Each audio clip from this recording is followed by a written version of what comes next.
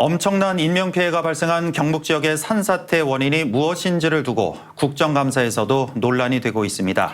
산림청 보고서는 일부 지역의 경우 임도 건설을 산사태의 주요 원인 중 하나로 지목했지만 정작 산림청장은 임도가 산림 경영의 필수 시설로 보는 시각에 따라 평가가 다를 수 있다고 밝혔습니다. 이도훈 기자입니다. 28명이 숨지거나 실종된 경북 북부 지역의 지난 7월 산사태. 산림청은 전례를 찾기 힘든 기록적인 폭우를 원인으로 지목했습니다. 인력, 사람 힘으로 막기 어려웠다는 겁니다. 그러나 최근 발간된 산림청의 조사 보고서는 보다 다양한 원인이 산사태 발생에 영향을 줬을 가능성을 곳곳에서 밝히고 있습니다. 주민 2명이 사망한 예천군 감천면. 산사태는 임도 3곳에서 유출된 토사가 하나로 합쳐지며 마을을 덮쳤는데 산림청 보고서는 이 지역의 산사태 원인으로 임도 붕괴를 지목했습니다. 산사태가 발생한 지점은 임도 성토사면으로 빗물에 침식된 사면과 임도가 연이어 무너지며 산사태가 시작된 것으로 보인다고 밝혔습니다.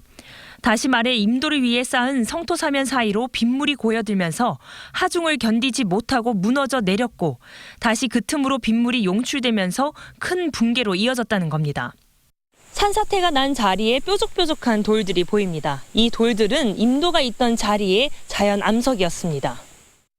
현장 조사에 참여했던 전문가들도 집중호우 외에도 다른 산사태 원인을 충분히 살펴봐야 한다는 의견을 산림청에 전달했다고 밝혔습니다.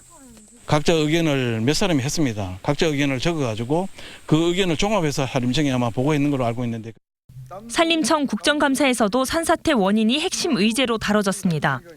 의원들은 임도와 벌목 등 인위적인 산림 훼손이 산사태 발생의 주요 원인으로 보인다며 해당 사업을 발주하거나 관리 책임이 있는 산림청의 입장을 따져 물었습니다.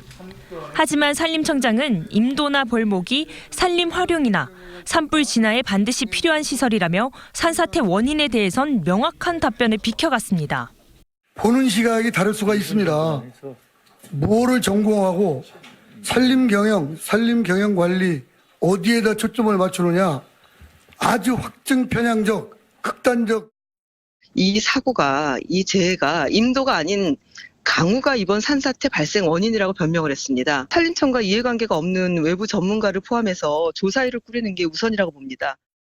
국회 농해 수위에 이어 이번에는 국회 환경노동위원회가 오는 20일 예천 산사태 현장을 찾을 예정입니다. 산림청의 조사 결과가 곧 재해 원인으로 규정되고 이에 따라 복구 작업도 진행되는 만큼 보다 명확한 원인 규명이 필요해 보입니다. MBC 뉴스 이도훈입니다.